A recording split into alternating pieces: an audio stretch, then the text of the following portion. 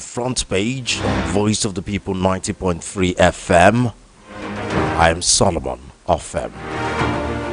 You know how we do it? We give you the latest headlines from our newspapers, from our national daily. So let's get on with it. I am Solomon of them. Let's start from Punch. Yes, from Punch, where the major headlines is federal government mulls pay rise for political office holders. What is this story talking about?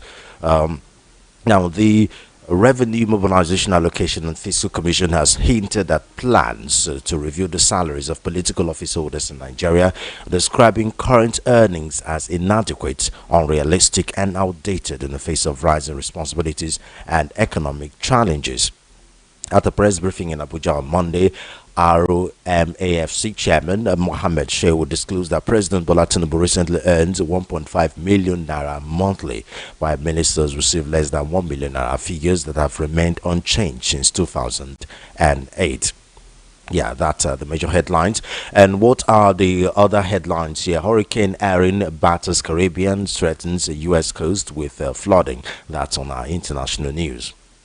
And Union Shundon faults Nigeria's SDGs strategy. 383 aid workers killed in 2024, according to the United Nations.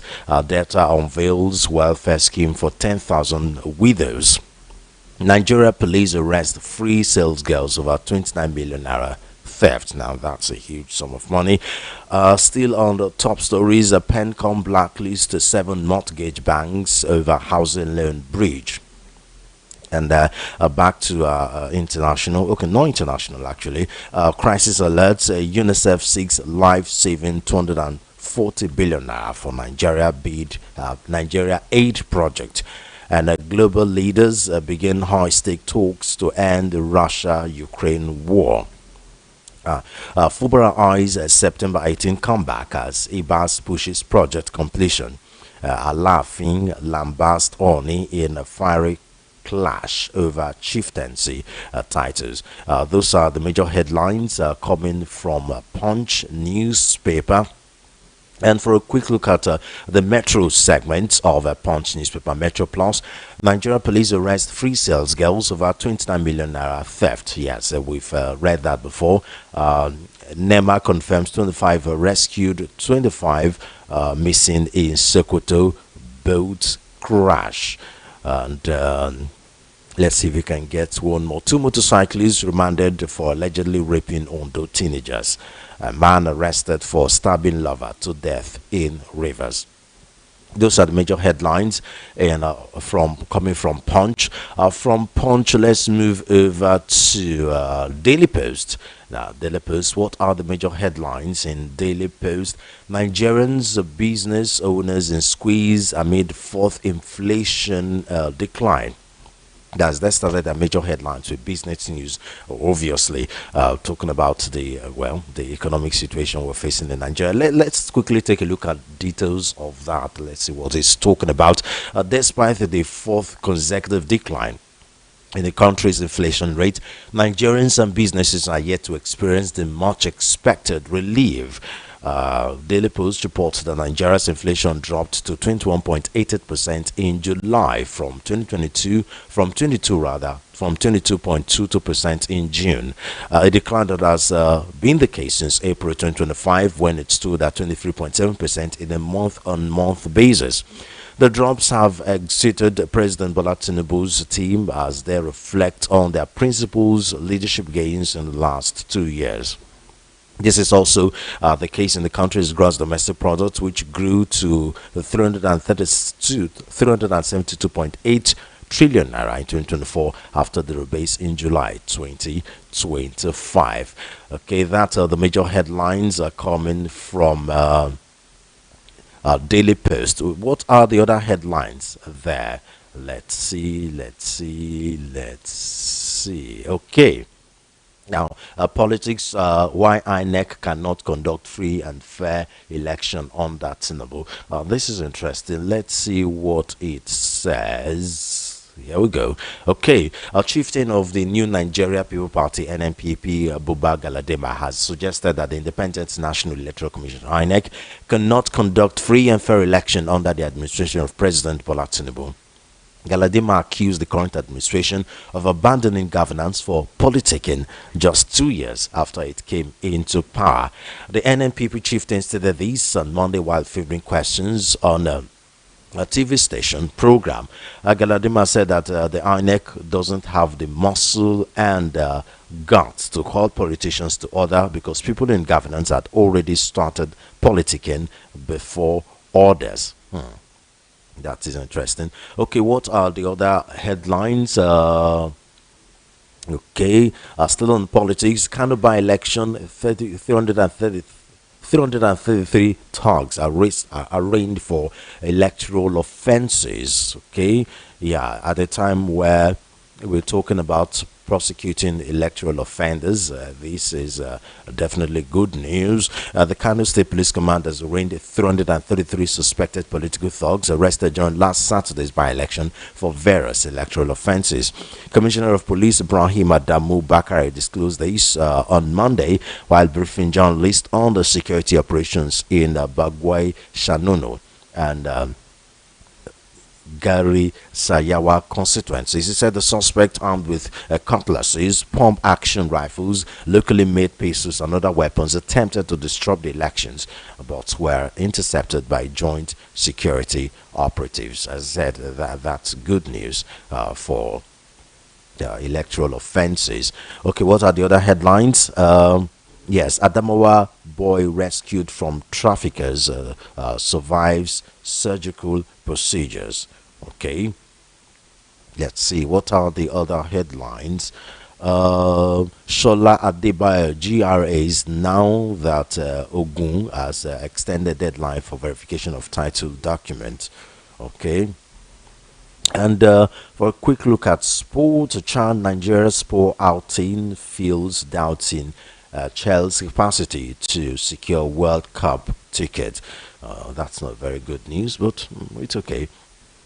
And now Lagos State declares Wednesday public holidays. Let's take a look at details of that. Let's see what it's talking about.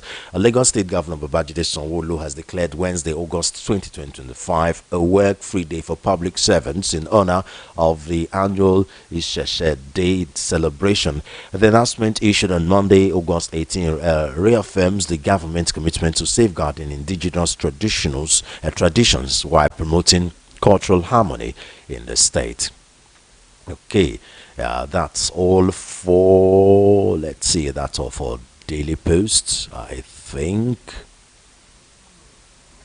Okay, INEC violated constitution, conducted illegal by-elections. That's from Buba Galadima. Okay, from Daily Post, let's go over to, let's see, to Daily Trusts. What is it talking about? Let's see. Okay, the major headlines for Daily Trust. Yes, it's on politics. 2027 PDP leaders disagree over Jonathan Obi Makinde. Let's quickly take a look at details of that. What is it talking about? Let's see. Okay, here we go. Now, the People's Democratic Party (PDP) is facing fresh in internal divisions as it leaders remain split over whether to field former President Goodluck Jonathan, former Adamawa State Governor Peter Obi, or your State Governor Seyi Makinde as its presidential candidate for the 2027 elections. Daily Trust gathered from multiple party sources that some leaders allegedly aligned with Federal Capital Territory FCT in Nyesom Wike are pushing for Obi, while other bloc is shooting for Jonathan, arguing that he is the only figure within the party capable of giving President Bola Tinubu a serious challenge. A third group has also thrown its weight behind Makinde's name. So the name in the mix. Amid the rift, the party inaugurated a 110 member, that's a lot, organizing committee on Monday ahead of its 2025 elective national convention.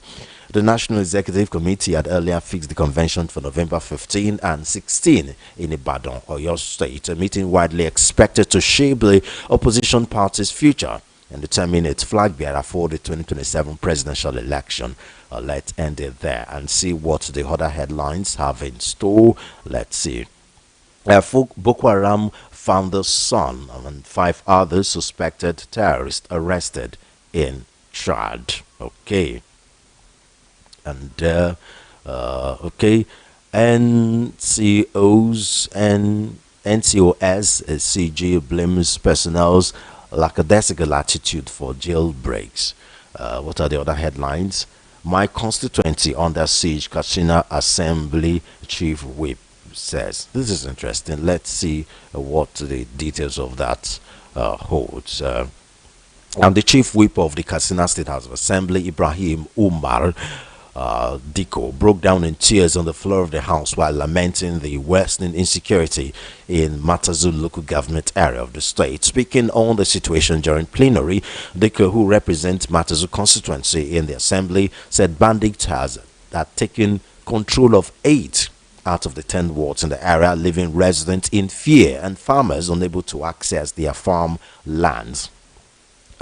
Out of the 10 wards, 8 are under siege. Farmers cannot go to farm. Just yesterday, by the entrance of the town hall near the secondary school, they killed a young man and rustled 4 sets of oxen used for plunging, he said, amid tears. I'm quoting him now. He further disclosed that in the past 2 days alone, at least 12 farmers were killed while working on their farm.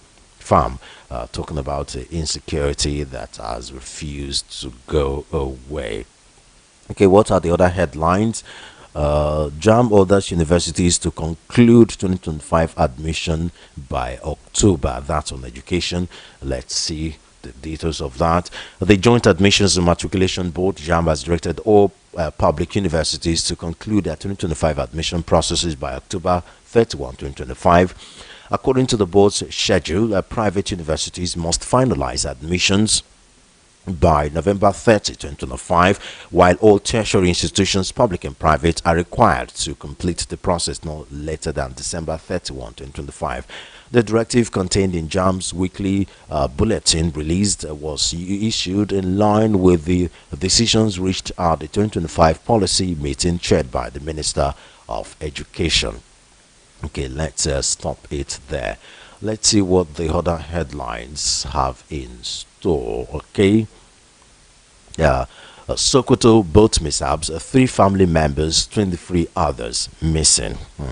INEC records 69,376 online voter pre-registration in 7 hours. Okay, people are really taking this election seriously. Now let's quickly take a look at details of that. The Independent National Electoral Commission INEC said on Monday that 69,396 Nigerians completed their online pre-registration for the continuous voter registration CVR exercise within the first 7 hours of commencement. INEC National Commissioner and Chairman of the Information and Voter Education Committee, Sam Olumekun, disclosed this in a statement, noting that the registration portal, which went live at 8:30 a.m., had already attracted massive interest by 3:30 p.m.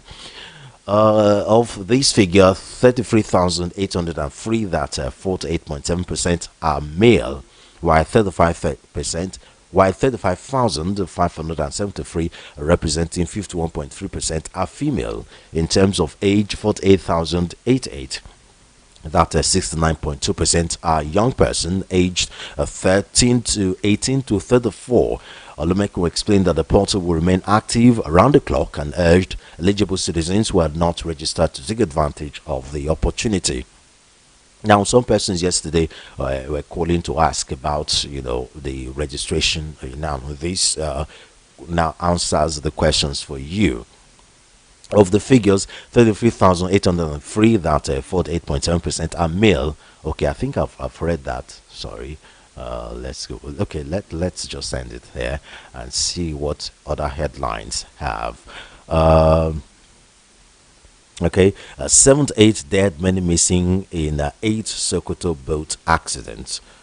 Oh, this Sokoto boat accident. This boat accident is becoming rampant, which is not good news. Alafin gives Oni 48 hours to revoke title conferred on businessman. And the IED explosion killed 2, injures 3 others, injures 6 others in Borno. Let's take a look at the details of that. Okay, 2 children were killed and 6 others injured after an improvised explosive device IED detonated in Konduga local government area of Borno State. Sources from the town told our correspondent that the explosion occurred in Kofa Biyu, Konduga local government area.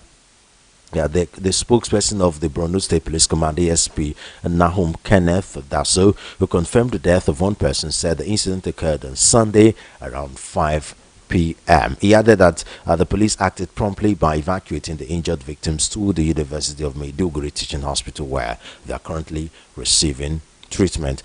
Dasso also said that the command is strengthening sensitization efforts across communities in the state to prevent similar incidents. Let's end it there. Okay, from Daily Trusts, let's go over to, let's see, to the Sun newspaper. So what are the major headlines here? Let's see. Okay. Paternity scam rises nationwide. Ooh, this is interesting. Let's see. What are the details? Okay. Ooh. Okay, while that is opening, let's take a look at the other headlines.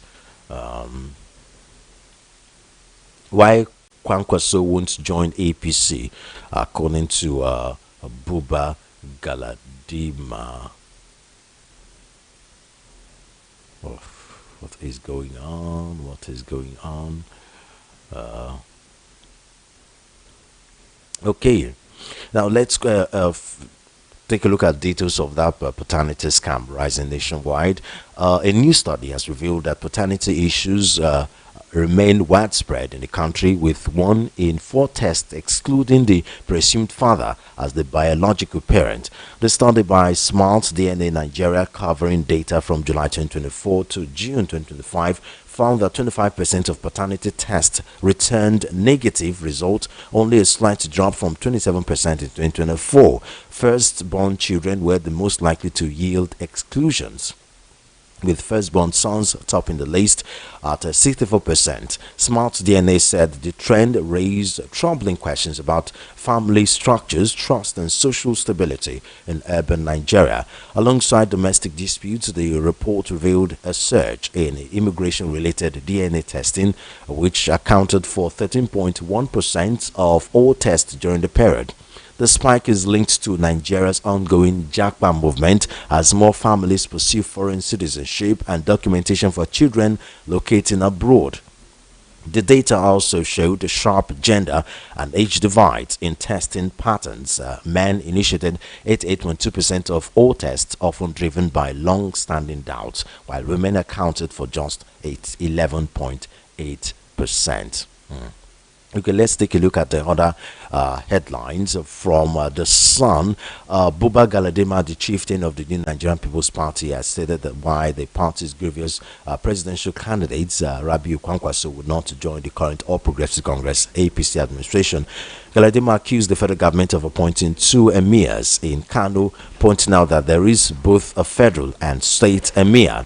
The NNPP chieftain made this known on Monday while answering questions on Channels TV's Politics Today program.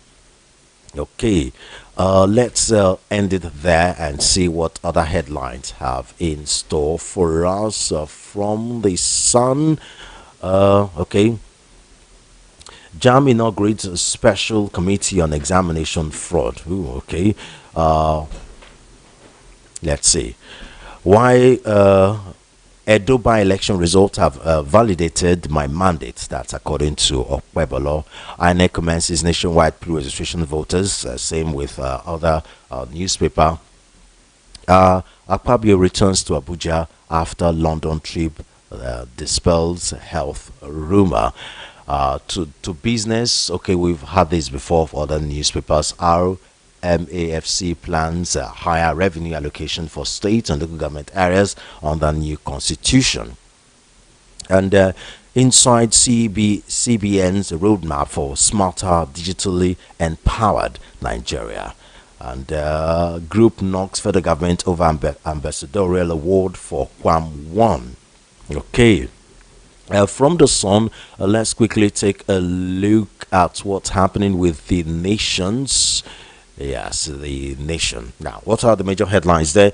UK okays Tinubu's reform and pledges stronger trade ties. And Lagos, Ogun, Oyo, Osun declare tomorrow public holiday for Ishesha Day. We already read that in the newspaper. No polling units on Twitter, Facebook. Obasani tells El Rufai. Capturing of most wanted terrorists excites US and Britain.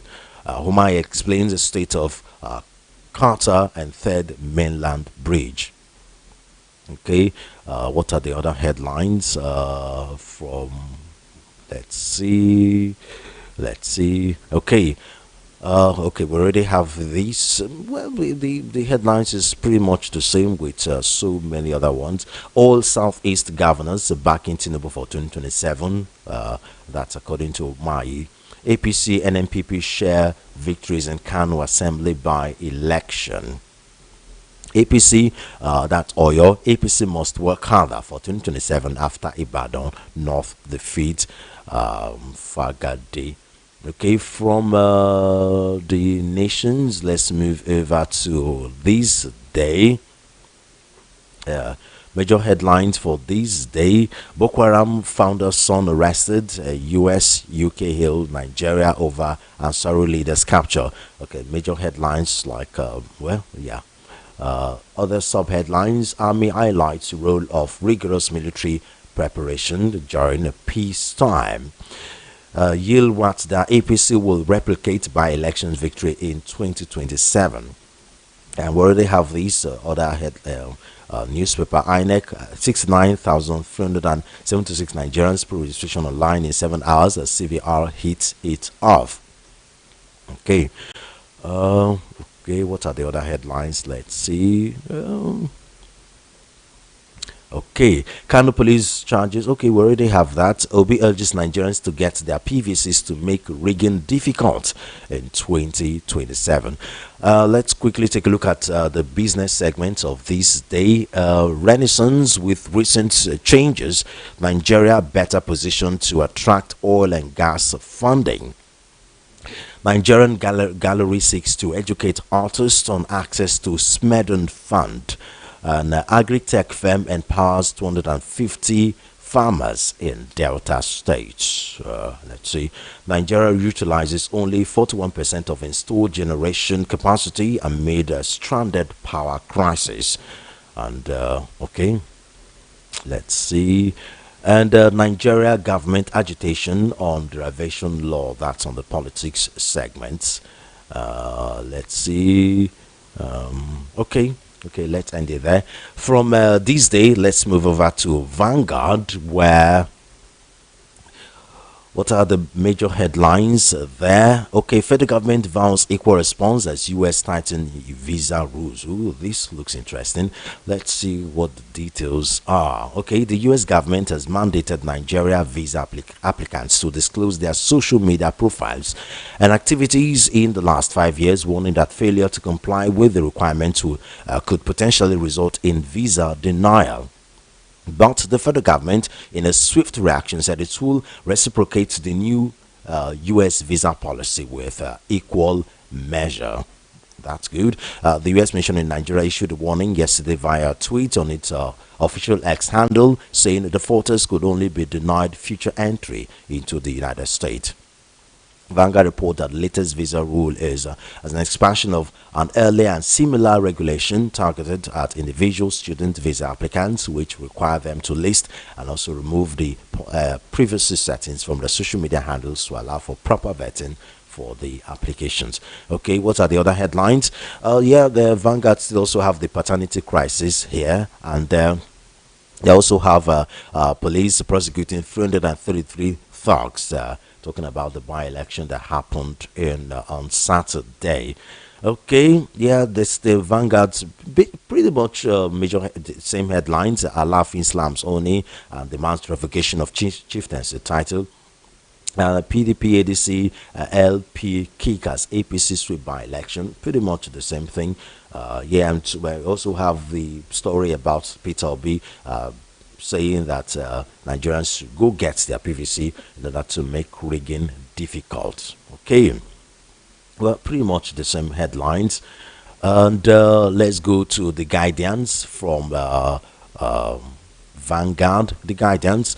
Okay, the major headlines. My journey to throne was bumpy and guided by God. That, according to Oba Ladoja. We're pretty much different headlines here. And of course, they still have some other similar headlines. APC, PDP, NNPP kick alleged fraud in Oyo Kaduna Kanu by election. Pretty much the same thing. US, UK commend Nigeria for arresting terrorist leaders. Okay, yeah, pretty much what we've read before. There is really nothing different. Okay, there's a different here. Minister, over 3 million Nigerians displaced by flooding insecurity. This is interesting. Let's see what the details of that is. Okay, the federal government said on Monday that over 3 million Nigerians remain internally displaced as a result of flooding, insecurity, and other natural disasters, worsening the humanitarian crisis in the country. Minister of State for Humanitarian Affairs and Disaster Management Tanko Sununo, who raised the concern, warned that millions of citizens risk sliding deeper into hunger and malnutrition as global aid funding dwindles if concerted efforts were not taken to address issues of flooding, which he said has ravaged farmlands across the country.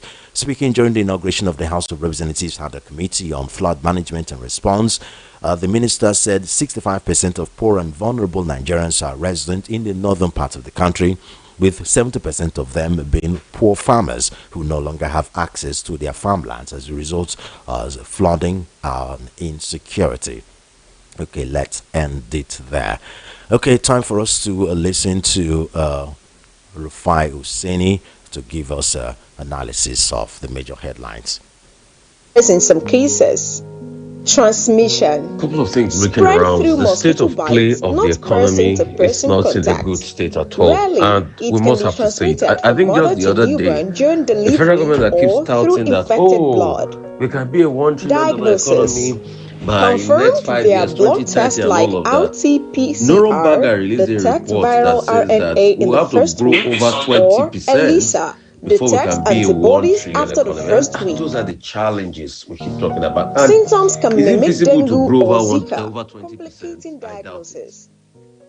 Health authorities So have there's a renewed lot warnings over chikungunya. that needs to be done. There's a lot more that is happening in the economy. There's a lot more insecurity that needs to be looked at.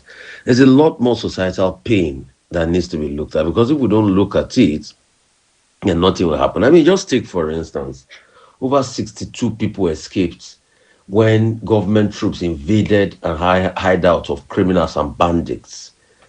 And you can see the number of people in captivity in Nigeria that we don't even know about, in villages and towns of this country that we don't even know about. We are constantly seeing both mishap incidents here and there.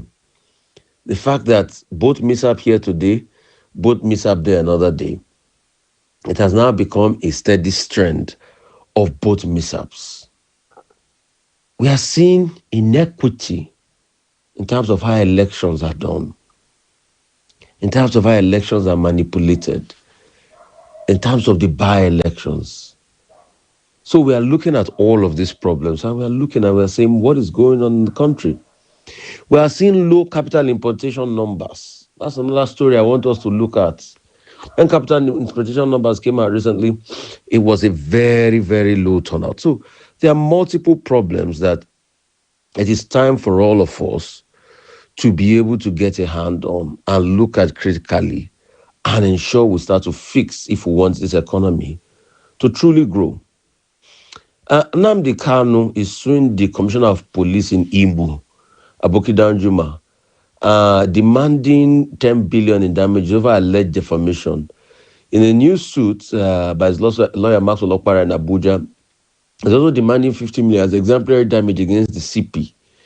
And they sought a declaration of Danjuma's press release published attributing the gruesome killings in Imo community to IPOB as false and speculative and defamatory. And so he's suing this man for defamation. I mean, let's see how all of this pan out in the coming days. Let's see how all of this pan out in the coming days. The two notorious terrorist kingpin behind the Kuje prison break were the ones that were captured by the DSS recently, of the Ansar group, Abu Bara and Mahamoda. They were the ones captured. So the question is, what about the other people that did get out of the cell after the Kuje prison break? What has happened? What is the state of these people? Have they been able to find all these criminals that got out of the jail back? What are we doing to be able to ensure that people don't get out of jails again? Because increasingly we are having jailbreaks in this country. We are back to an era of jailbreaks. So we should look at it. So we'll give kudos to them when they do well, but we also have to speak it out and say it the way it has to be said when they don't do well. So following the dominance of APC in this last election, this by-election, which a lot of people say was bought elections, Bayan Onuga has taken to social media to mock ADC, said a lot of things, said that the coalitions were handed by the former minister and all of that.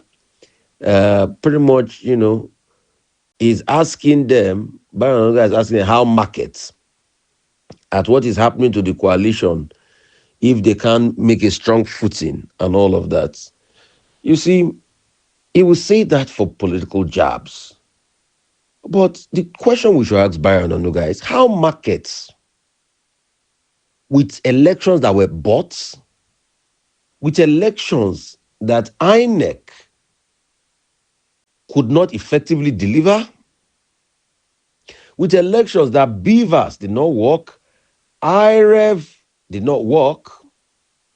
So how markets, we should be asking Bayan Onuga, were these ones elections? A lot of money play, a lot of shenanigans, Beavers didn't work, INEC could not deliver on 12 constituencies, and he's a spokesperson for the government. He's busy playing politics. When the government should be surprised at the inefficiency of INEC. So the question we should be asking, INEC, our markets? INEC, our markets? That's the question we should be asking. Rather than playing politics.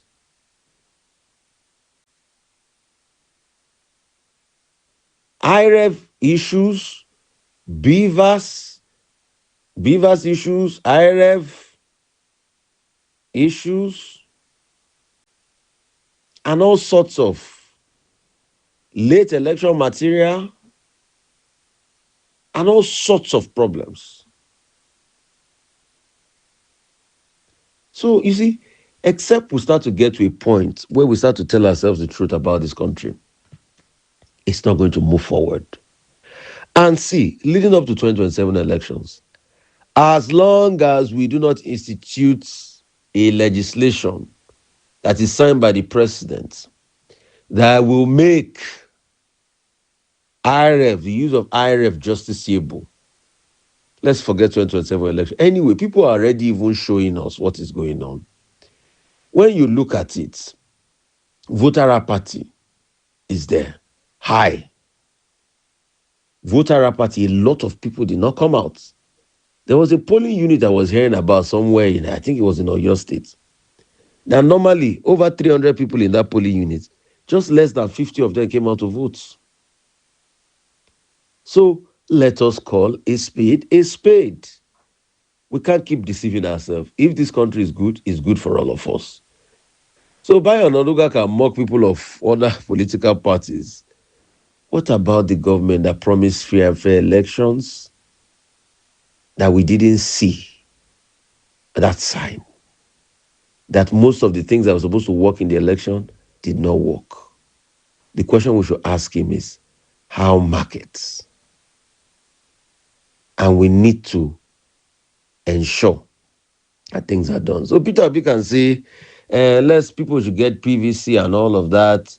But if INEC does not do its part and we do not put the laws in place, it's going to be an easy sweeping. And that's why Nigeria has never gotten better all these years. And you see, that's why among all of them, Goodluck Jonathan has shown that he's a man of character. Goodluck Jonathan decided to sign election reforms into law that will ensure a card reader to be used in his election that will affect him. He could have said no. When President Buhari got the chance to be able to sign electoral reforms into law, he did not. But Goodluck Jonathan ensured card reader. Yes, he lost in that election, but he showed character. So these are the things we keep talking about. And we'll keep speaking up. Because if we don't speak up, our country will not be good. So we need to keep speaking up and amplifying our voices. Federal government has finally gotten somebody, the Tinubu stock Opeyemi Agbaje, to chair PENCOM. Police are hunting for 3 seminarians in Edo State. The attack led to the death of an NSCDC officials. The truth is, 3 seminarians abducted in Edo State again. Governor Okpebolo, what is happening? What is happening as regards the state of insecurity in your state? Also, we are having a story that police have recovered unexploded bomb on Borno farm, which is a sad one, which is a scary one. So they probably used this bomb on the Borno farm and it didn't go. And Nigerian visa applicants must include 5 years social media history and application form. They say it's for national security, but all of this too, we have seen people that have criticized Trump in the past being affected. You see, it's sad what America has become. This was the same America that's supposed to be the land of the free, but under Trump, it's sad what America has become. And we should be weary. For those that are supporting all that is going on today, I just hope the day that it will turn against you, you will not fret. ICE being high-handed in America, a lot is going on. See what is happening in Ukraine. Trump now is trying to muscle Ukraine to be able to accept the terms of a war criminal, according to ICC, Vladimir Putin, and he wants to collect more land. The Europe that is going there, if they don't stamp their feet off the ground, I hope they know that once Putin starts to collect more land, definitely is going to be a problem for Europe because he will expand onto Europe. A leader does 2 things. Once he consolidates, he's trying to expand. Especially Putin that has some might, he will try to expand. Obama, I blame Obama and the Democrats for first looking at Putin when he was doing all this rubbish, expanding. He took over Crimea because Viktor Yanukovych, Putin's ally, was removed as leader. So he didn't have a puppet that he can control. So he took over Crimea. Obama was busy doing Russian reset. Where did the Russian reset lead them now? Did the Russian reset work? No. So President Trump should not sacrifice Ukraine's future under the altar of the fact that he wants to win a Nobel Prize. So now probably he wants to force Ukraine to quickly do a deal so that they will give him a Nobel Prize. And you will now create a pretext for the wars of the future. That's not what leadership is all about. And that's why I've never been a fan of Trump. And I air my opinions very clearly every time. Like the Americans look for everybody's social media account and say, I have my country. I don't care too much about them. I care about my own country, but analyze global politics. So we have to state things the way we are stating them. Because even the America, when people go, they have eyes to threaten them. America is no longer the center of excellence like it used to be. But people like Trump and nativist people in America forget in a hurry that what brought about the American exceptionalism was America back in the days receiving all the scientists and all the people that were running away from prosecution from their countries. People like the Irish that ran away from the potato blights. People like the Jewish that ran away from persecution under Hitler. Those were the hands that were able to build America. So if we don't introspect deeply, then what's the way forward? So the same America that grew on the strength of immigrants. Albert Einstein was an immigrant. Madeleine Albright was an immigrant. Even this Donald Trump that's talking, originally from Germany, immigrants. Today, immigrants are the problem. You say illegal. I'm not saying don't face illegal immigrants. But what about the people that are lawful, but because of the high-handedness of ICE and the atmosphere of fear that we build? Let us think deeply. That was Rufai Oseni helping us to analyze the newspaper. That's your newspaper review. Of course, he's a broadcaster, well known. Joining me in the studio is Prince Chilaka. He's a current affairs analyst, a public affairs analyst. Of course, good to have you join us on the show this morning. You're welcome. Good morning. So, where do we start with the headlines? Let's start with Punch, where the major headlines there is the federal government planning pay rise for political office holders. What do you think about that? This whole thing about pay rise simply points to the fact that this government has no direction. This government don't seem to understand that Nigerians are going through hell. You collect loan, you share the loan, you increase salaries, yet the ordinary Nigerians cannot afford 3 square meal a day. So where does that leave us? When we should be cutting costs of governance. That's the ideal thing this government should be doing, cutting costs of governance. But this is an over-bloated government in the history of Nigeria. And apart from that, you are now adding more to it. It's like the take-home of the politicians is not enough. So, yet, there are pensioners who are crying day. They work 35 years and they cannot even take 1/10 of what the politicians take home. For me, I just feel that, this is more like a paddy government. Well, on paper, they said the president is earning 1.5 billion naira, while the ministers receive less than 1 million naira. I'm happy you're even laughing at it. Because we've been asking, how much do our senators earn? And how much do our honorable members earn? Why is it difficult to publish it? Why?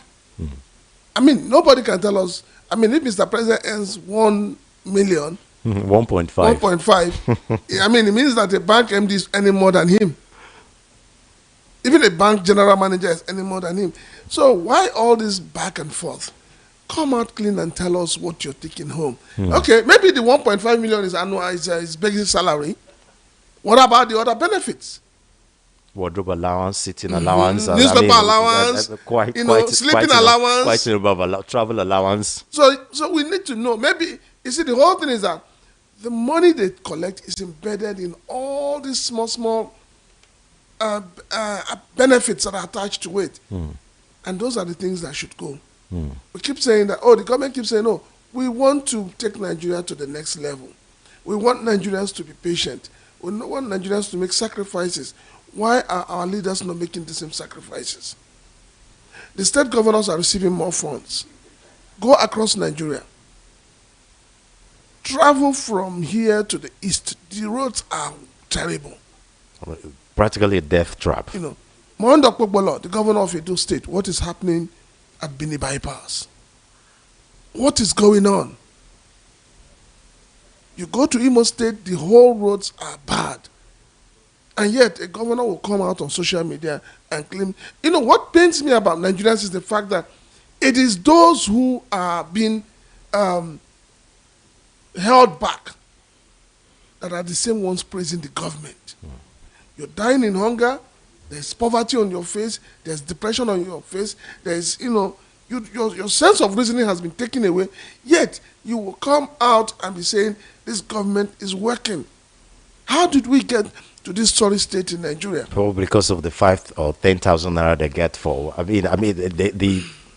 the APC government have been accused of weaponizing poverty. It's not. I mean, since 2015, that's when they started it.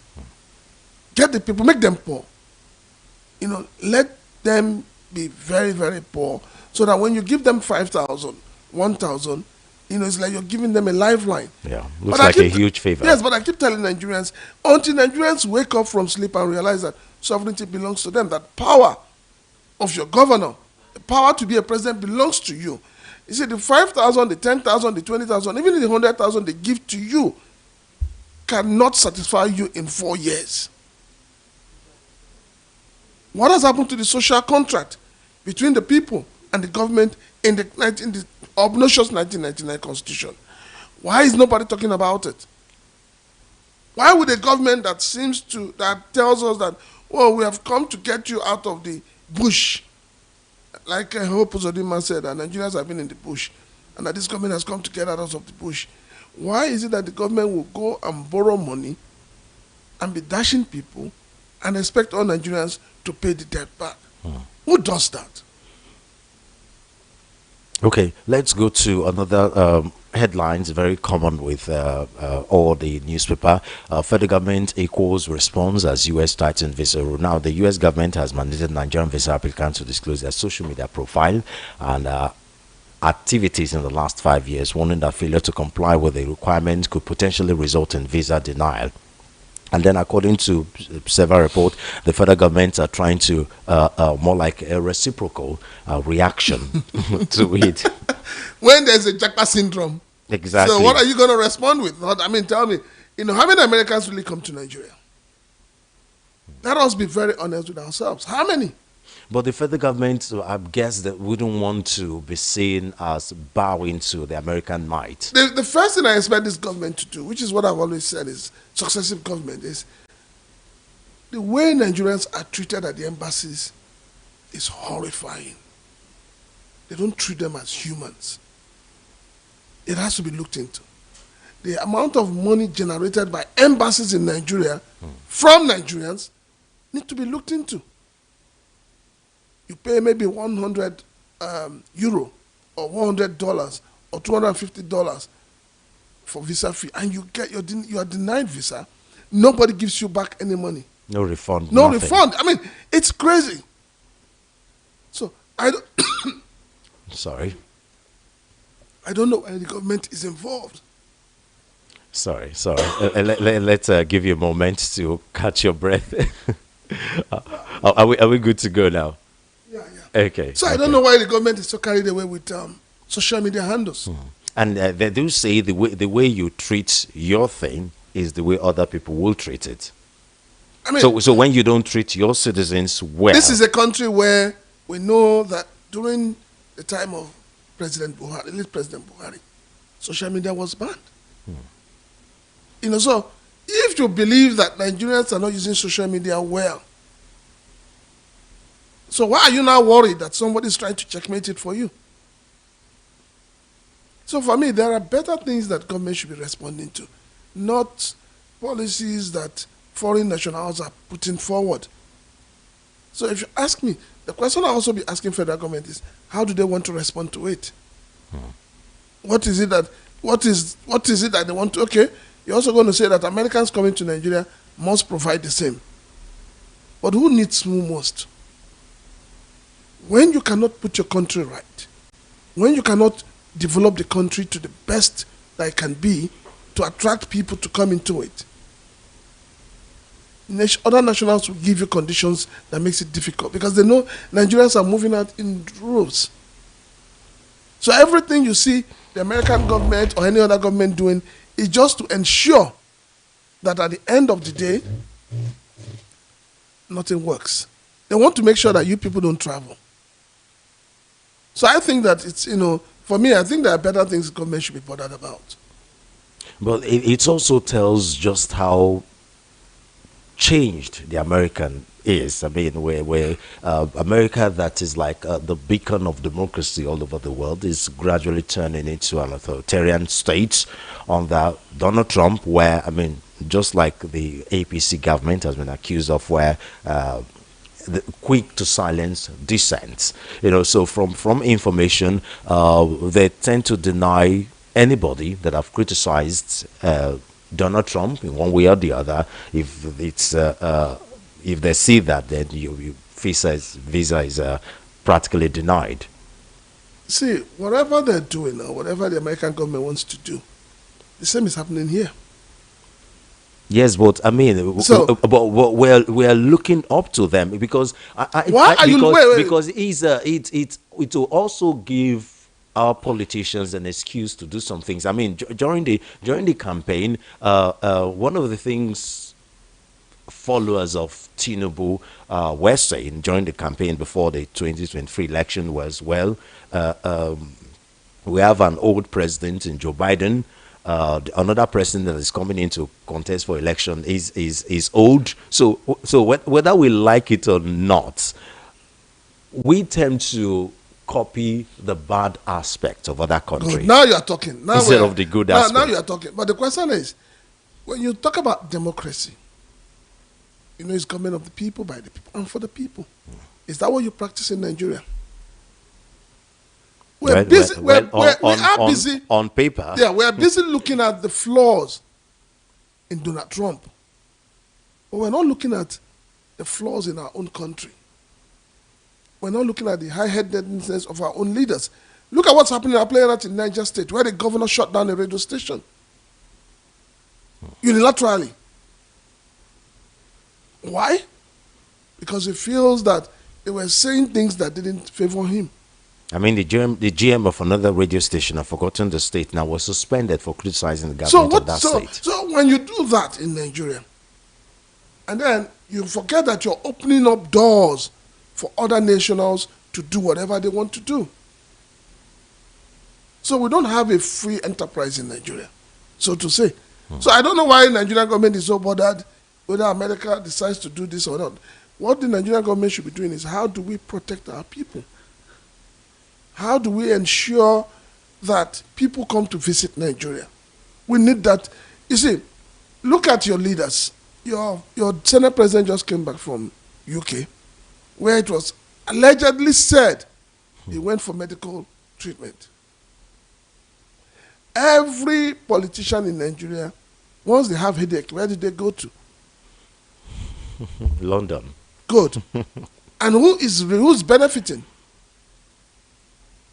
And London. So if that is it, so we have leaders, like you said, they copy. What Nigerians copy is the fake.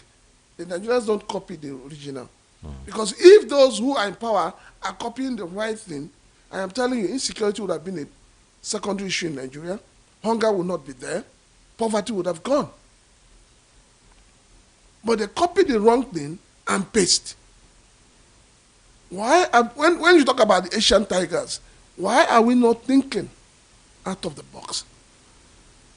Why are we not thinking as a people to say, if you dash somebody 100,000, are you adding value to that person's life, or are you reducing the person's value? So imagine if you bring that 100,000 and you bring 10 people together. That's about 1 million, isn't it? And you set up a small business for them.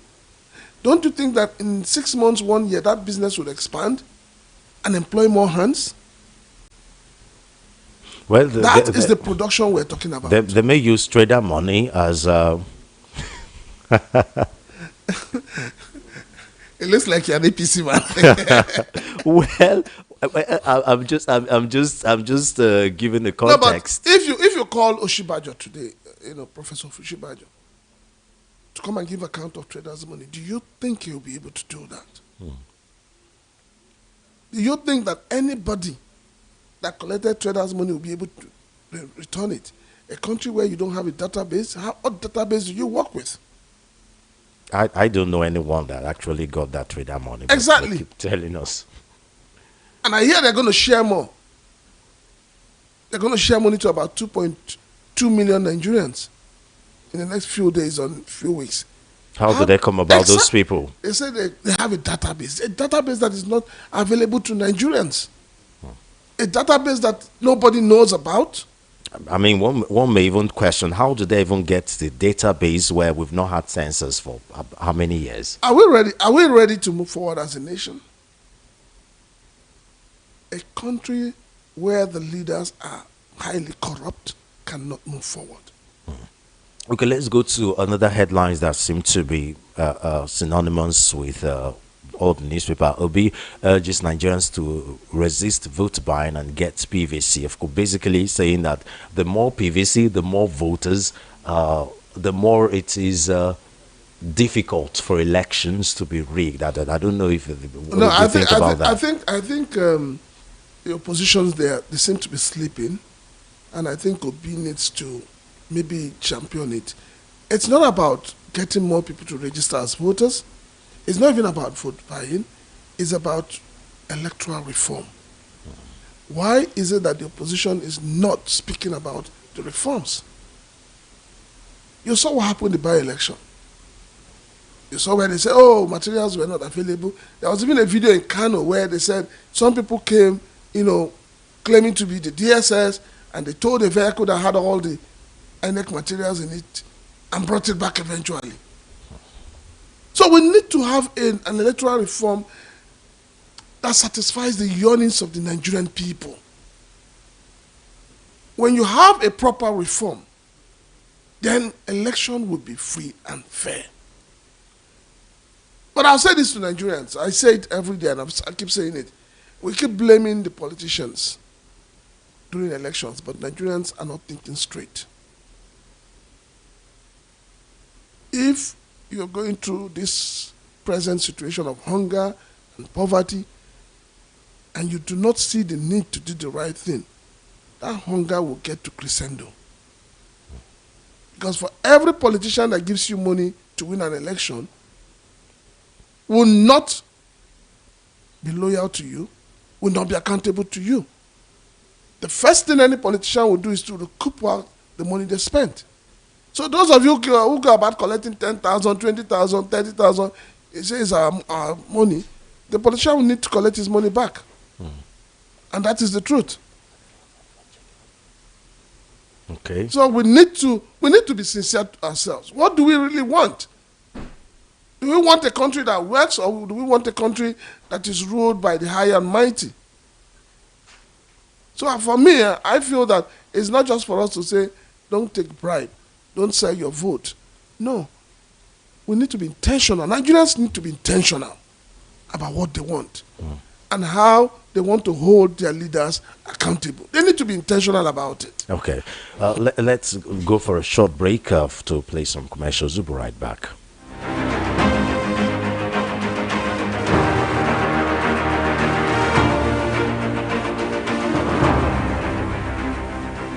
It's time to take the next step toward your dreams. Admissions are now open for the October 2025 and January 2026 intakes at Lancaster University, Ghana. Get ready for a world-class education, global opportunities, and an unforgettable experience right from Ghana. For more information, contact us at +234 0701 708 9214 or email us at nigeria@lancaster.edu.gh. Apply today and begin your journey to success with Lancaster University, Ghana. Your future starts now. It's time to take the next step toward your dreams. Admissions are now open for the October 2025 and January 2026 intakes at Lancaster University, Ghana. Get ready for a world-class education, global opportunities, and an unforgettable experience right from Ghana. For more information, contact us at +234 0701 708 9214 or email us at nigeria@lancaster.edu.gh. Apply today and begin your journey to success with Lancaster University, Ghana. Your future starts now.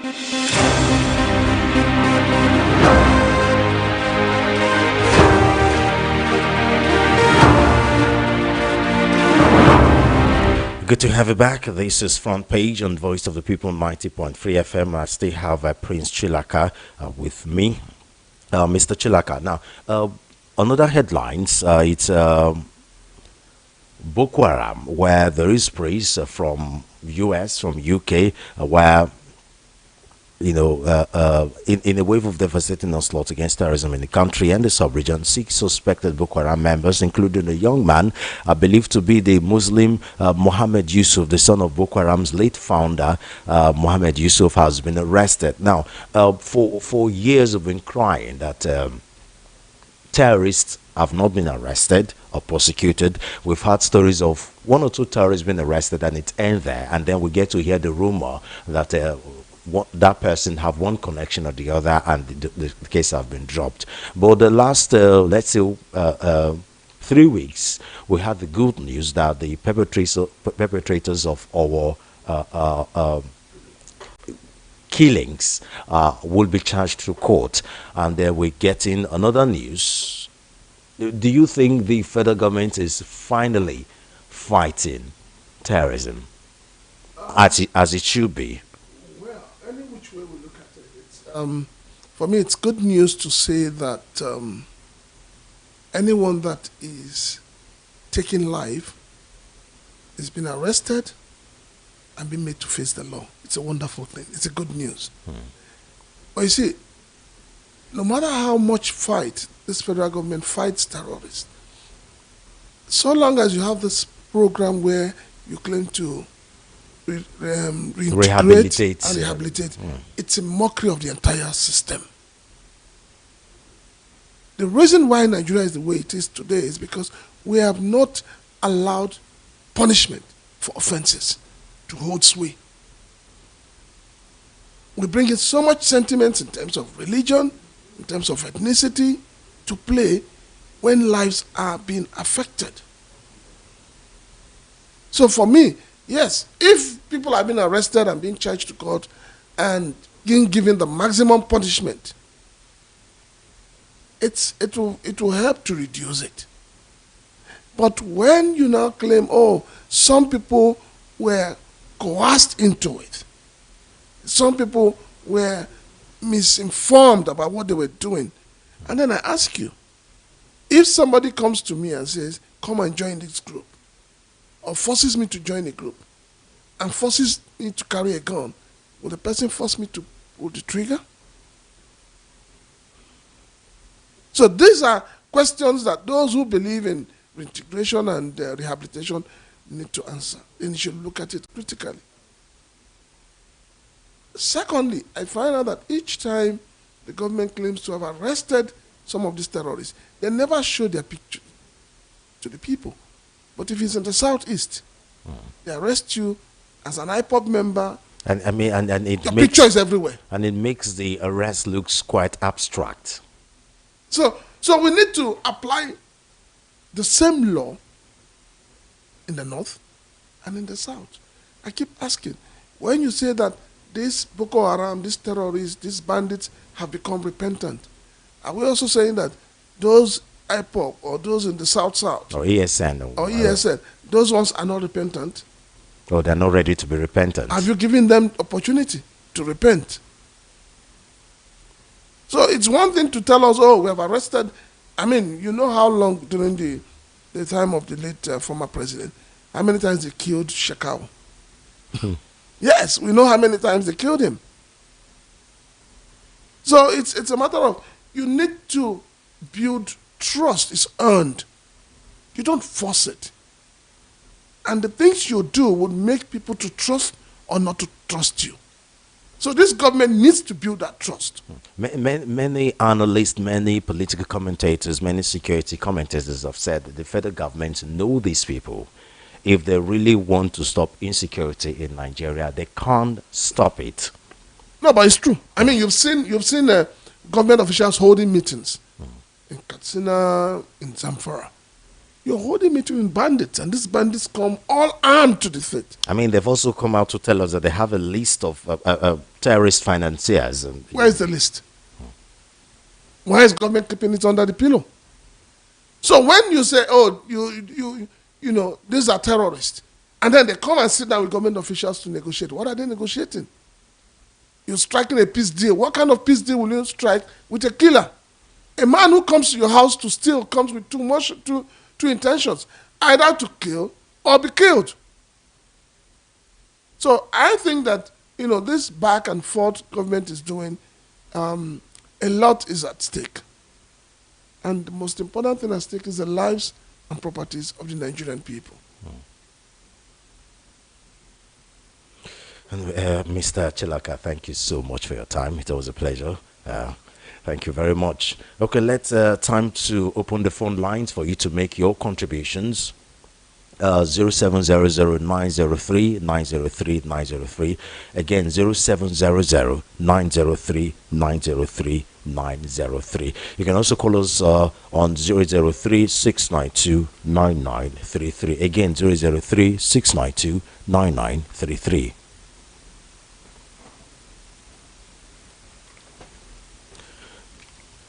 And if you are having problem reaching us, you can also call us via WhatsApp. It's 081-717-56338. Again, 081-717-56338. Okay, first caller for this morning. Hello. Good morning, Mr. Solomon. Good morning. Thank you for joining us on the show. Edward from Tango. Okay, talk to us. A question I'm asking Nigerian people is when will they be serious? Because looking into INEC irregularities, looking into our judiciary that are not giving us a good judgment or giving us good direction, when can we get it right? Are we in a dictatorship or are we in a real democracy? This is time our elite, this is time our lawyers, let them form an umbrella to defend the masses, because this country belongs to people. Look at what we are talking about. We are talking about electoral reforms, and they are hearing us. If the president can hear our voice and is not acting to our direction, what is he doing there for us? Because every Nigerian knows that this election is what brings Nigeria low. Look at how many years of independence from life. So let them wake up and let them do the right thing. If there's no electoral reforms, please, there should be no election in Nigeria. Let the home masses rise up to this issue. This issue is a critical one. Not every day we have been messing ourselves with INEC. Please, enough is enough. Okay. Thank you. Thank you very much. Thank you for calling. We have another call, this time on WhatsApp. Hello, good morning.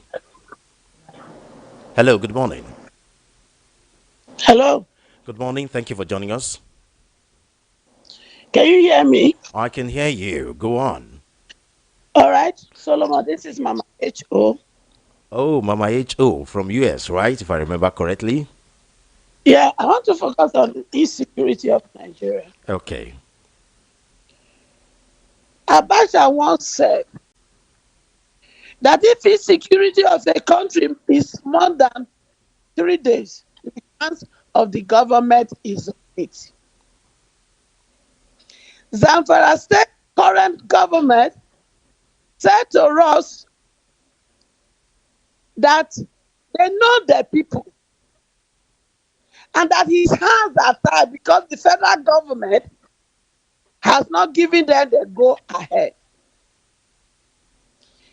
The army, the young soldiers, is shouting on the internet that some of the military officers that are heading their hands and in it. Many Nigeria have said they know them. Some of them they are in my senior boyfriend, Chief Tinubu, T-Pain. They are in his government. T-Pain said he can't do nothing. Now, Canada has put a judgment and called APC and PDP a terrorist organization. See, I want to give the federal government and the military people and the DSS, I give you 1 month. 1 month to stop this insecurity. How can you arrest Boko Haram that has killed people, displaced them from their community, and you will claim you rehabilitate them and put them in Nigeria army. Is that not a slap to us as a people? That is oh, is it not the military that we are sent to Ecomog? Yeah, well, and they conquer and came back home. We know we know how you feel. We know how you feel. We know how you feel. Nigerian military official, stop trading with the life of our young soldiers. Stop trading with the life of Nigerians. Okay. They give you money to buy weapons. You collaborate their money. You send young soldiers to go and fight. You give the bandit and terrorists intel. Mama P, we have to give time for other people to talk. Thank you very much. How can they be? She's just sparring and going. A military barracks. Okay, let's talk to other people. Hello. Good morning. Good morning. Thank you for joining us on the show. Good morning, sir. Okay, this is Solomon. I'm standing in for Ekamijude. Okay, I'd like to speak with you. Okay, thank you very much. Yeah, that is Ikemba calling from Egbeda. Ikemba from Egbeda, talk to us. Yeah, I want to talk about the insecurity. Okay. And the insecurity in Nigeria is being organized and being, done by Nigerian government. Why did I say so? Good. This time, they brought names of, terrorist sponsors in Nigeria. They gave it to our government, and up to now we are speaking. Government has never ever, brought out those people and deal with them, and deal with them logically. Now, with things like that, this question, I want to help me. How could we succeed? How could we win this war? Has the government, heard the names of the terrorist sponsors? For me, there's no way we can win the terrorists in Nigeria. Rather, they will win the country. Because the major people in the country are the sponsors. What would the masses do? They cannot do nothing. You want to come out to protest, the government will ask military police to shoot aside. That's what I kept everybody inside up to tomorrow. As you cannot protest. As a journalist, you cannot, publish whatever without the government, without them asking you to do so. And the people you have in the country, as you are, you cannot question government to bring out those names. Okay. If you do, you have to round up, so allow other people to talk, please. Okay. Finally, I want everybody to know that insecurity cannot stop unless the government brought out those names given to them. Okay. Those people that sponsor terrorism. Thank you. Thank you very much. Okay, let's read some messages on WhatsApp here. Solo and the VOP crew, rather than embarking on John Dee's reciprocity on social media, is it not better to dialogue with the U.S. authority for possible stoppage at the incubation stage? What guts do we have as a country to confront the U.S. or other external powers? Federal government should entrench policies to reduce incidences of kidney failure rather than subverting it for cure and dialysis. Tony and Nelly Jagemo, thank you very much. Okay, John Hollis from Agoma advised opposition parties is that they should unite in pushing current government for electoral reform to leave Nigerians to their faith until we realize what to do moving Nigeria. Thank you very much, John Hollis. Let's see. Good morning, VOP. Those that collected from money from politicians for voting for them, shame to you, Chief Kunwebe. Thank you very much. Let's see. Good morning, VOP FM. Steve Ikelu from Maryland. Electoral reform is the way to go. Going by the just concluded by-election. If the shenanigans of APC is not checkmated now, 2027 can better be imagined. May God help this nation. Steve Ikelu from Maryland. Thank you very much, Steve Ikelu. Let's pick some calls. Hello. Hello, Mr. Solomon. Good morning. Good morning, sir. Thank you for joining us. Okay, my name is Peter Monse from Shomolu. Okay, go on. Now, Solomon, you know what makes me happy? Whatever the government would do with the notorious terrorists that they have captured, according that US is celebrating and the UK is celebrating, what I am happy there is that they are not saying that it is Nnamdi Kanu. Because to the government of Nigeria today, Nnamdi Kanu is their major headache. Nnamdi Kanu is number one terrorist, even when the whole world has told them that IPOB is not a terrorist organization. Like the other day, Canada court said APC and PDP, a terrorist organization. They did not say IPOB, terrorist organization. Because over the time we will say, Buhari was telling us that he was going to deal with them the way they will understand, that they are just a dot in a circle. But today they have outlived Buhari. You see, the thing is that whether APC government will become a government of the whole of African countries, so let APC buy a vote, buy election, buy everybody in Africa, become the African APC government. A day is coming that they will no longer be there. Nothing lasts forever. Because on all the platform we have been talking, asking for electoral reform, nobody wants to do that. I was suggesting on a platform one day, okay, if we could have ECOMOG that rescued Liberia, why can't we have what do you want to call it? Eco electoral reform. Let ECOWAS nations join hands together and reform electoral system in Nigeria. If we say Nigeria is the giant of Africa, I mean, it's not just a Nigerian thing; it's an African thing. Stay put. Yeah. Stay put. Chaos and stay put. They can join hands with us to redeem Nigeria because election is the problem of Nigeria. So if they can redeem Nigeria, let us have free and fair election in Nigeria so that Nigerians can vote for the people they think they can rescue them. Now you are increasing salaries for civil servants. What of those who are not civil servants?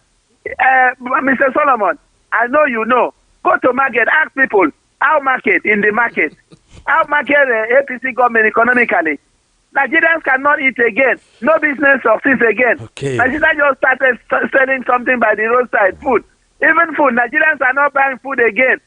She will sell food and she will bring food back home.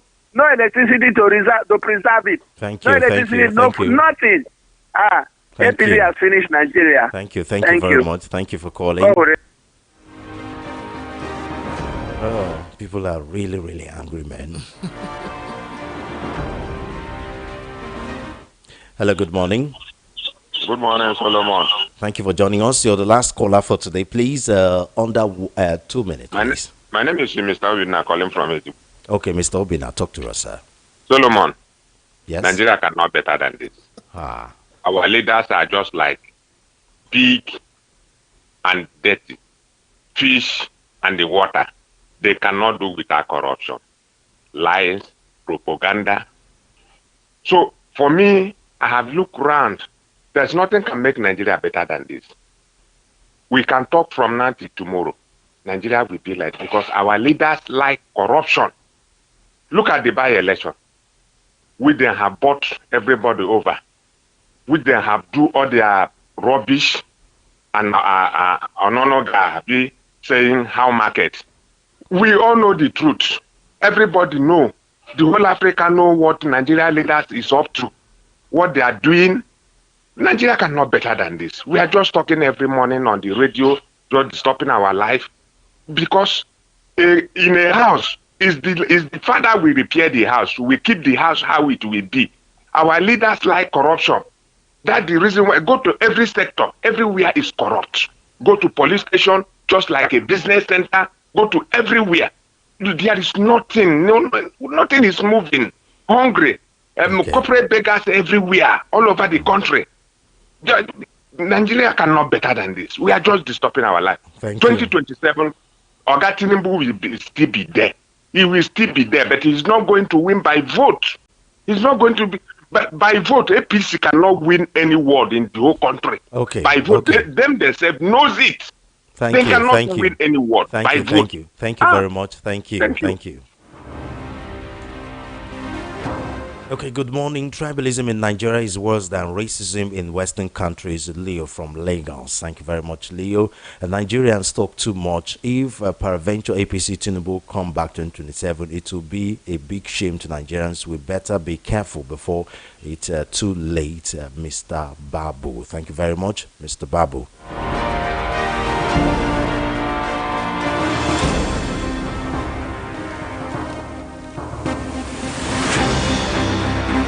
I mean, people are complaining that they don't see the benefits of democracy in Nigeria. I mean, how wouldn't they say that when we have this kind of situation going on, where our politicians, since we moved back to civilian rule in 1999, it's everything in the country has become worse than during the military, which I mean, your age, you obviously grew up in the military, obviously, and I don't know. It's not just a Nigerian thing. No, the only country that in Africa that tend to practice anything close to what the real democracy is tend to be South Africa, and every other country in Nigeria in Africa it is struggling. And I mean, see the kind of praise going on in Burkina Faso and Mali since the unconstitutional takeover, for better or for worse. No, Solomon, but if you look at it in terms of infrastructural development in Nigeria, the military has done more than the political class. I mean, even maintaining the infrastructures built since the military, since the colonial era, it's a problem. The only time we seem to have had something that looked like democracy was during the Shagari era. The late Shagari. And check those who were the governors then, the late Latif Jakonde, the late Ajasi, the late Simon Bakwe. When you look at this caliber of people, you will understand what patriotism is. The people we have today as leaders do not even know what that word patriotism stands for. And that's where the problem is. Everybody is just about themselves, stealing so much at the detriment of others. So if you ask yourself, what did the likes of the late Simon Bakwe steal? Where did they keep their wealth? What kind of houses did they build for themselves? I mean, for all the stake that later Sani Abacha is getting for all the looting, I mean, the Western countries have returned a substantial amount. Yeah. And where are his ancestor, when we start crying, he would. But where is the money? And yet we are still borrowing. We keep hearing billions and billions of dollars have been returned rather to and Nigeria. We're still borrowing. I mean, with this government, it's even getting really, you say subsidy is gone. Where are the savings from the subsidy? The tax net has been expanded. And yet, Nigerians cannot say this is what they're benefiting from their country. It is sad indeed. Again, thank you very much, Prince Chilaka. Okay, tomorrow is another day. Of course, we're not done. We'll be back at 10:30 to continue this show, talking about what's going on in Nigeria and what's going on with our newspapers, the front pages. We'll be right back at 10:30. Until then, keep tuning to Voice of the People 90.3 FM for more of our program. I am Solomon of I'll see you again by 10:30. Good morning.